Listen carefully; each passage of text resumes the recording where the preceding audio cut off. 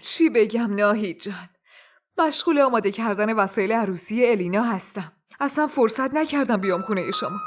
میخواستم خودم برات کارت بیارم، ولی خب خوب شد که اومدی. میتونی کارتو با خودت ببری. راستش نمیتونم قول بدم، ولی سعی میکنم که بیام. باید برم خونه یه هیرم، بچهش داره دنیا میاد. اوه خب دیگه چه خبر؟ پسر چی کار میکنه؟ ماشاءالله، تو کمپانی بین المللی ملتی شغل خیلی خوبی داره. واقعا؟ بذار عکسشو بهت نشون آره بدم. حتما. اینو ببین. این همون پسره، اونم مامانشه. میبینی چقدر جذابه مگه نه؟ فکر کنم این زنه رو جایی دیدم. این خانم طیبه نیست؟ تو میشناسیش؟ نه خیلی خوب نمیشناسم، ولی شوهرش همسایه‌مون بود. همین 2 ماه پیش از اونجا رفت. چی داری میگی؟ حتما برای سوء تفاهم پیش اومده. ولی اینکه شوهرش مرده؟ اینا همون موقع که وجدان و طیبه طلاق نگرفته بودن همسایه‌مون بودن. همون روزا واسه طلاقش توی دادگاه میچرخیدن. ولی آخه اونا به ما گفته بودن که بابای علی از دنیا رفته. والا نمیدونم چرا این حرفو زدن، ولی حقیقت همینه که بهت گفتم عزیزم. خب اینا چرا طلاق گرفتن؟ تو اینو میدونی؟ نه من که چیزی نمیدونم، ولی امجد یه جورایی وجدانو میشناسه، باهاش سلام علیک داره. امجد میگفت که داداش وجدان خیلی اخلاق تندی داره. طیبه هم که مثل من آتیشی بود. اگه شروع میکردن به دعوا هیچ کدوم کوتاه نمیومدن. به هر حال تو باید از اونا بپرسی که چرا این موضوع پنهون کردن. اشکالی نداره، حتما میپرسم. تو بفرما یه چیزی بخور. هیچی نخوردی. اینو بگیر. بفرما.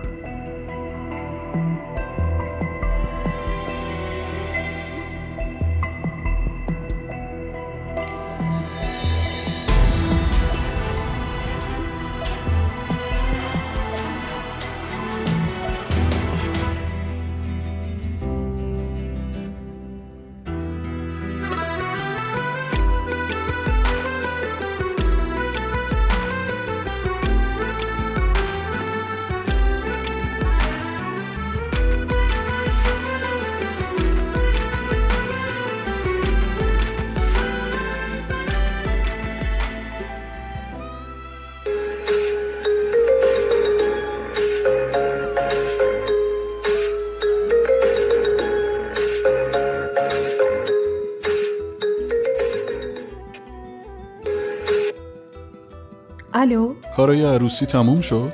هنوز که نه. آماده شدن تا خونه عروس خیلی وقت میبره. کارمون بیشتر از خونه داماده. عروس خانم لباس عروس خریدی؟ چرا؟ واسه چی میپرسی؟ تصمیم تو تغییر ندادی که. من تصمیماتم خیلی محکمه. الینا یه کاری کن، یه عکس از خودت برام بفرست ببینمت. عکس میخوای؟ همین الان بفرستم؟ نه الان نمیشه، بهتره همون روز منو ببینی وگرنه تکراری میشم. خب با لباس عروس نفرست، دلتنگتم، خیلی وقت ندیدمت. خب اگه اصرار داری باشه، از همین الانم عکس میفرستم که منو ببینی. خب بفرست دیگه، دارم از دلتنگی میمیرم. یه لحظه صبر کن، الان میفرستم.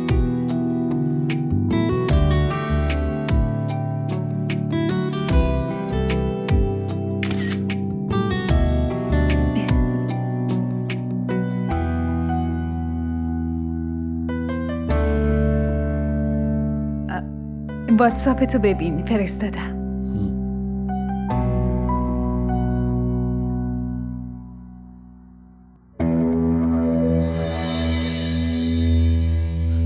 تو خیلی زیبایی. خیلی ممنون. ولی ای کاش قبول نمی کردی و عکستو نمی فرستادی.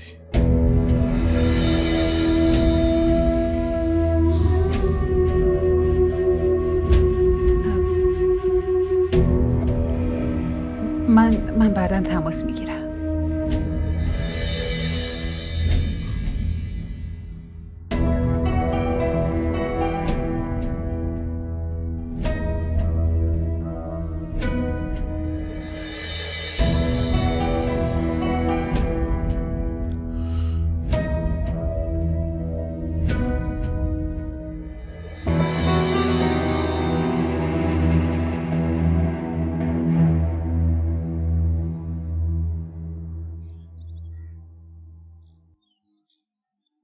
مامان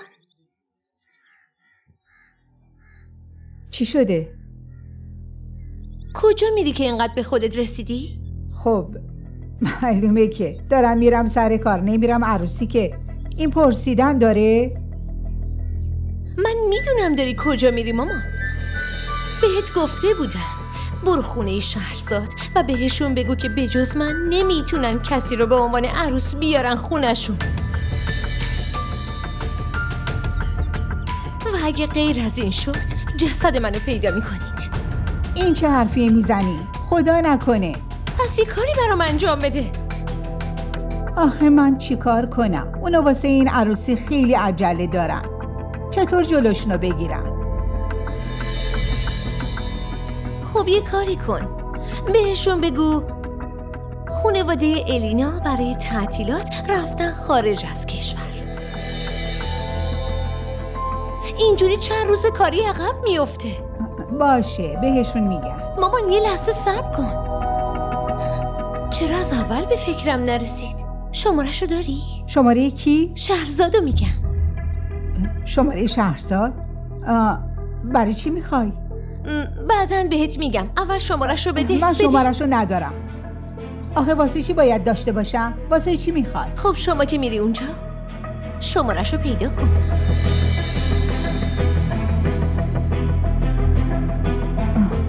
باشه پیدا میکنم. واقعا؟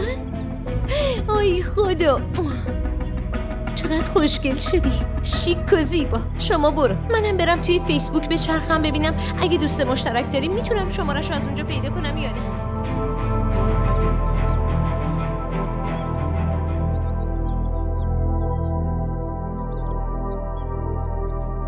چرا باید شماره‌شو بهت بدم دخترم؟ وقتی اون نمیخواد ازدواج کنه دوستی به چه درد میخوره؟ از اون که چیزی کم نمیشه. اون پسر پول داره. اگه با 1000 تا دخترم باشه بازم براش اشکالی نداره. اما واسه ما فقیر بیچاره ها عیب داره. تازه ما خانواده دختریم. ماییم که سر زبونا میافتیم.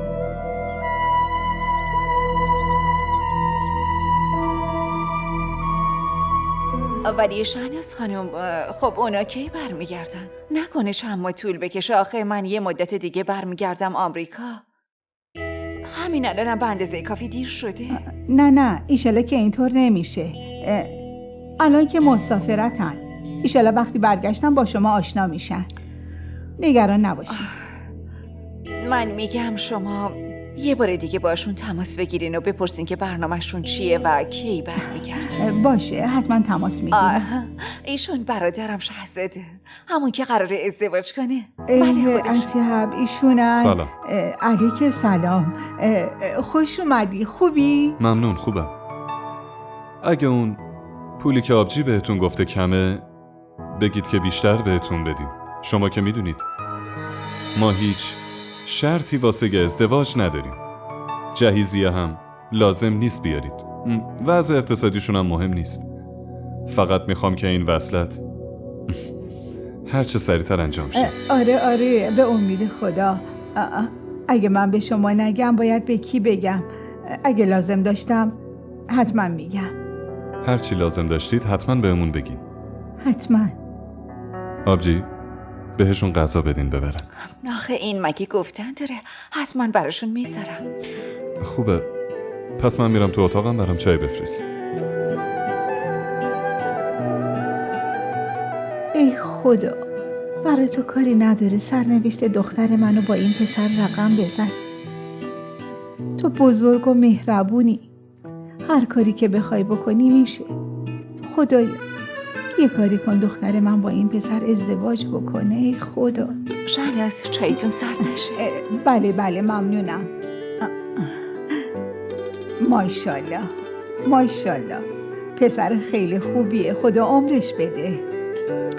بزرگترین نگرانی من اینه که زودتر برادرم ازدواج کنه.